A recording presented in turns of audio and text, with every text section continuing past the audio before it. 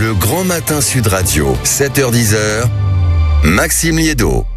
Il est 8h38 sur Sud Radio, on se retrouve pour ce grand débrief avec vous, bien sûr, amis auditeurs, au 0826 300 300. La question qu'on se pose, c'est qu'après la canicule, pendant la canicule qui nous étouffe, est-ce que le risque d'étouffement viendra aussi de la dette? Parce que c'est un sujet qu'on peut avoir oublié, mais bizarrement, quand on se retrouve face à des crises, c'était l'international il y a quelques semaines, quelques jours, quelques mois, c'est désormais la canicule, c'est désormais la santé qui arrive en pleine figure d'une certaine manière. Et la Cour des comptes alerte il y a quelques heures sur des mesures forte et rapide justement pour régler et pour gérer cette situation alarmante du déficit public.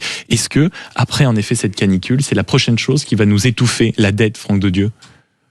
Et la Cour des comptes, moi j'ai envie de vous citer Louis-Ferdinand Céline. Ah oui. Quitte à vous paraître un peu cuistre, il disait on ne meurt pas de ses dettes, on meurt de ne plus pouvoir en faire. Qu'est-ce que ça voulait dire? Ça voulait dire que c'est bien beau le montant de la dette, c'est assez grave, bien sûr, et il faut le rappeler, mais c'est le taux d'intérêt qui compte. C'est-à-dire à quel taux on peut s'endetter pour faire face à d'autres dépenses. Les taux d'intérêt aujourd'hui sont pas excessivement élevés. Ils ont augmenté. Il faudrait déduire l'inflation. On a un taux réel qui est, si vous avez 3,5 et 2% d'inflation, qui est de 1,5%, ce qui n'est pas, pour répondre à votre question Maxime, je dirais une cote d'alerte où on est étouffé à court terme. En revanche, c'est vrai qu'il y a une forme d'incompressibilité de la dette. C'est-à-dire que si vous dites il faut à tout prix baisser fortement les dépenses, vous pouvez le dire, et il y a des économistes très sérieux qui disent vous baissez très fortement les dépenses, vous avez donc la possibilité de dégager, grâce à des baisses d'impôts, un peu plus d'investissement, donc vous créez de l'emploi, donc vous créez la croissance. D'autres économistes dits de gauche, qu'on appellera keynésiens, pour être un peu technique, diront mais non, pas du tout, si vous faites de la dépense publique, vous favorisez la croissance. Ça, à long terme, les gens se battent depuis, je dirais, un siècle sur ce sujet-là.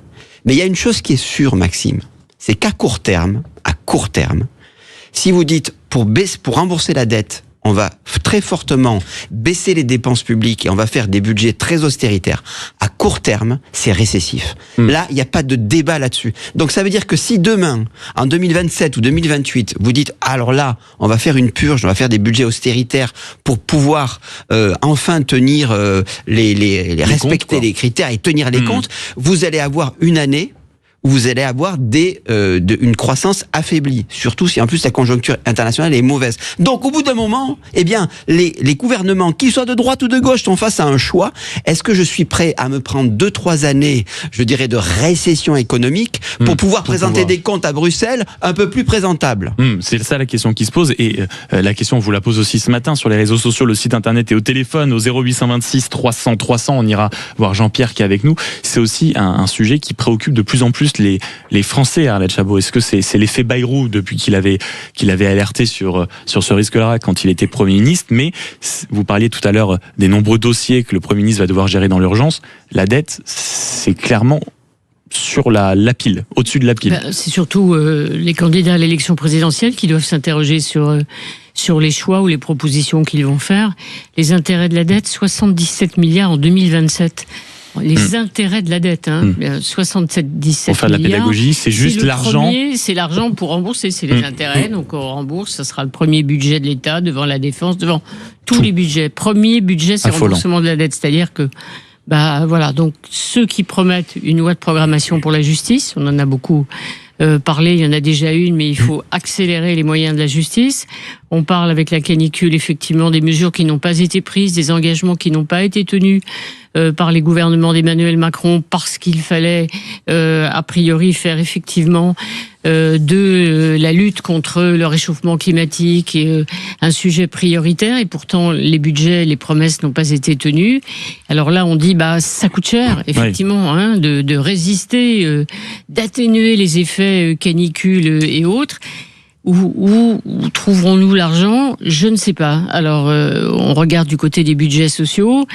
C'est là qu'il faut couper, tailler, sachant qu'on ne peut pas non plus augmenter les impôts, parce que là, on est aussi... Et on repart dans les travers français. Mais donc, c'est ça qui est au centre, je pense, qui devrait être au centre d'une campagne électorale. Et si j'étais candidat à l'élection, ça peut arriver, Arlette, vous avez quelques mois encore. Je m'inquiéterais bougrement de ce que je peux promettre. C'est-à-dire que ça va pas être des promesses, ça va être moi je choisis de couper dans tel secteur pour pouvoir financer telle priorité. Mais des vrais choix, c'est-à-dire c'est pas des trucs, là pour l'instant on est quand même, on ripolline, on joue un peu au bonneto depuis des années, élection après élection. Là c'est un vrai sujet, quoi. C'est-à-dire, et on étouffe. Oui, on étouffe la canicule et la dette aussi nous fait étouffer. Franck Dedieu, il y a aussi un véritable problème et Arlette le dit très bien à l'instant, c'est-à-dire qu'on va devoir faire des choix, c'est évident, et on voit rien que depuis que Sébastien Lecornu en réalité est à Matignon, certes les comptes devaient à peu près être stabilisés, il suffit on va dire d'un micro-changement, quelque chose qui se passe à l'international, quelque chose qui se passe sur le territoire, là on prend la succession de crises, il y a eu l'international, il y a eu l'affaire Liana dont les secousses de ce séisme vont encore rebondir sur le budget de la justice, là on voit tout d'un coup des enjeux climatiques, c'est-à-dire qu'on va devoir tout d'un coup pallier des comptes qui soient à peu près correct et une nécessité d'investir massivement pour affronter le monde de demain. Oui, mais Arlette a raison, il va falloir faire des choix fondamentaux au moment des élections présidentielles, mais je dirais même pas à ce niveau-là, Arlette. Je pense que ce sont des choix qui sont encore à un niveau supérieur. C'est-à-dire que cette dette, elle vient de quoi ? Elle vient des dépenses publiques, en particulier des dépenses sociales, que l'État a engagées pour corriger, pour soigner les dégâts de la mondialisation. On a choisi, si vous voulez, de lutter à tout prix contre l'inflation. On a choisi à tout prix d'avoir le libre-échange, d'être ouvert, d'avoir toutes les frontières ouvertes, de jouer la carte de la compétitivité.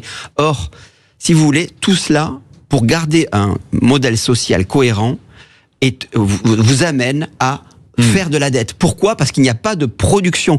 C'est la production qui permet, je dirais, de quelque part avoir amélioré ses comptes commerciaux. Assainir les lignes de compte. Et assainir les comptes. Mais ça veut dire quoi ? Ça veut dire qu'on a fait le choix, c'est un peu technique, mais il y a 40 ans, en gros, on a fait le choix de lutter contre l'inflation. C'est l'Europe et aussi. Bien sûr. Et pour lutter contre l'inflation, on s'est dit, mince, comme il n'y a pas de production, comme on ne produit plus, on va financer ça. On va financer ça. Et c'est un choix, mais qui est structurel, qui est systémique.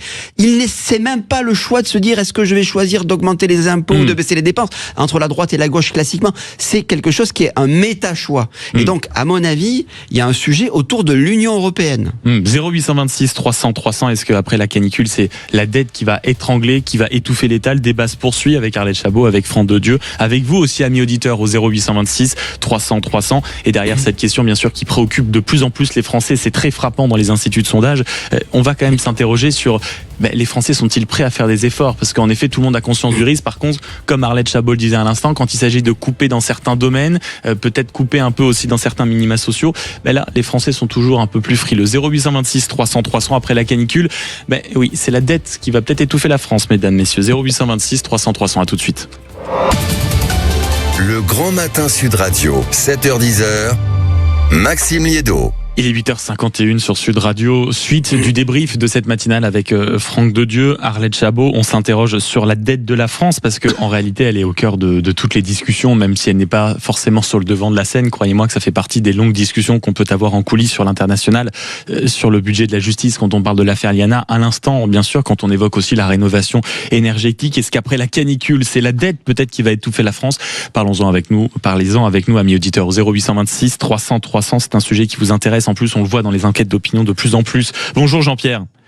Oui, bonjour Maxime, bonjour Monsieur Dedieu, Arlette Chabot. Merci beaucoup d'être avec nous, mon cher Jean-Pierre, ce matin. Vous, est-ce que vous faites partie, en effet, oui, des citoyens, des Français inquiets, mon cher Jean-Pierre, des niveaux de dette de la France qui, il faut le dire, sont absolument stratosphériques? Vous faites partie des citoyens, non pas je m'en foutiste, mais en disant qu'une dette, ça se rembourse, qu'on trouvera des solutions, la version, on va dire, un peu plus positive, signée Franck Dedieu? Moi, je fais partie de ceux qui payent des impôts déjà, donc le consentement à l'impôt, il commence à être extrêmement lointain. Parce que, quand je vais à l'hôpital, heureusement que pour moi c'est rare, mais enfin ma mère y était il y a très longtemps, donc j'ai vu ce que c'est. Quand je veux un rendez-vous avec un commissariat pour porter plainte, j'ai des clients qui en ont besoin, ils ont des délais de 2 à 3 semaines. Lorsqu'ils ont une affaire en justice, lorsque j'ai pu avoir des affaires en justice, ça met 4 ans, 5 ans, 6 ans, 7 ans. Pour des affaires simples qui pourraient être jugées assez rapidement. Donc on paye de plus en plus et le retour de service, on va dire, est de moins en moins opérant. Donc tout à l'heure j'ai entendu parler de récession si on prend des mesures drastiques, etc. Bon, c'est ce qu'on entend depuis 40 ans. Franchement, je trouve que c'est un discours qu'il faut changer. Moi je veux dire, il y a l'exemple argentin, ça marche pas trop mal d'avoir une tronçonneuse et de tailler dans le gras de l'État, parce que ça il y en a ras-le-bol.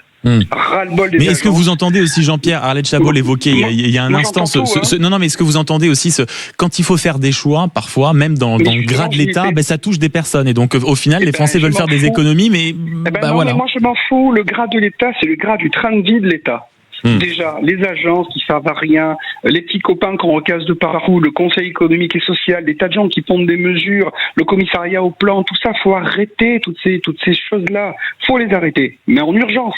Absolue. Et ça fera quelques milliards. Et je pense qu'en taillant dans les dépenses réellement inutiles, tous ces endroits où on place des petits copains, comme le fait le Mozart de la finance, qui est en réalité le grand chef-d'œuvre de chef d'orchestre de la dette, je veux dire, c'est rien d'autre que ça, ce monsieur Macron, eh bien, il va falloir taper là-dedans. En urgence. Et là où vous avez raison, mon cher Jean-Pierre, c'est que ça va être un immense, le centre des débats certainement pour la campagne présidentielle, c'est-à-dire pour 2027. Merci beaucoup d'avoir été avec nous, mon cher Jean-Pierre. Je vous souhaite une belle journée malgré cette chaleur un peu étouffante que vous devez avoir du côté de La Ciotat. On poursuit avec de plus en plus, rappelez-vous de cette expression de François Fillon, c'était quoi, il y a un peu plus de 10 ans maintenant, 2008, la France est en faillite, été 2007, c'est ça, Arlette Chabot? 17, oui. Donc ça fait 19 ans en réalité. La France est en faillite, figurez-vous que c'est ce que pense aussi l'ami Richard. Bonjour Richard. Oui, bonjour à vous. Merci Maxime. La France est en faillite. En fait, elle est en faillite parce que ce qu'on oublie, c'est que les gens qui nous gouvernent depuis 10 ans, qui ont soutenu Macron, que ce soit le centre, avec tout ce qu'il y a, avec le Parti Socialiste et la droite, on est à Macron, et ces gens ont créé 2000 milliards de dettes. Donc, on a doublé la dette, en fait, qu'on avait même plus que doublé. L'autre point qui est critique, c'est que sur cette même période, c'est 900 milliards de déficit de la balance commerciale. Oui. Donc en fait, on voit que la France, malgré cet endettement qui aurait pu servir à renforcer notre positionnement, en fait, il cache juste la misère en fait de notre déficit commercial et on va être disqualifié. Donc aujourd'hui, moi je trouve il y a une chose qui me choque, c'est que il est indécent que des gens viennent se présenter dans des émissions de radio, de télé, par exemple Gaël Brown-Pivet pour la citer ou Attal, sans qu'on leur pose la première question du passif qu'ils ont à leur actif. C'est-à-dire, Vous réclameriez presque, mon cher Richard, des excuses pour avoir provoqué un tel déficit. C'est surtout qui salarié, quoi. Moi aujourd'hui, c'est pas. On a appauvri les Français de ça, parce qu'au bout du bout, c'est les gens qui vont mourir devant l'hôpital. On le sait. Et en plus, ces gens-là, ils nous expliquent qu'il faut financer la guerre en Ukraine. Et donc, on voit la responsabilité. C'est ce qui rejoint certaines personnes en réalité, Richard, qui disent les macronistes sont totalement décrédibilisés pour la campagne 2027. Arlette Chabot, Franck Daudieu, le mot de la fin. Quand on vient d'entendre à l'instant Jean-Pierre et Richard, on voit quand même que derrière, ça concerne le quotidien des Français, les services publics, le risque des investissements, les responsables de la dette et peut-être pour certains le temps que les deux quinquennats d'Emmanuel Macron prennent fin. C'est toujours la même question qui est posée depuis 2018 sur où va l'argent. Oui. Les impôts, la France aussi. Le truc qui va pas, c'est le déficit d'un côté et record du taux de prélèvement fiscal de l'autre. Donc où va l'argent, comment il est affecté, comment c'est géré, c'est la question ça me dit simplement comme ça, la question que se posent tous les Français depuis les Gilets jaunes. Un mot sur ce que disait Richard. Il y a un passif depuis une dizaine d'années, donc il y a un passif macroniste. Évidemment, il y a un passif financier macroniste. Mais ce passif-là, si vous voulez, il vient des choix antérieurs. C'est-à-dire qu'on a créé les conditions pour qu'on ne produise plus, pour qu'on ait un déficit commercial qui se creuse d'année à année. On ne peut que s'en mordre les doigts. Et on ne peut que s'en mordre les doigts. Et tout cela, ce sont des choix qui ont été faits il y a 40 ans et finalement qui explosent à la tête des gouvernants d'aujourd'hui, mais qui en vérité des événements qu'on doit en plus pose un problème systémique de choix politiques majeurs. Merci beaucoup. Sauf que les autres ne sont pas endettés comme nous. Oui, les autres pays européens, c'est sûr, mais attention, si vous lancez Franck de Dieu sur l'Europe, ma chère Arlette Chabot, c'est qu'on doit faire une antenne spéciale jusqu'au tonton du mondial ce soir.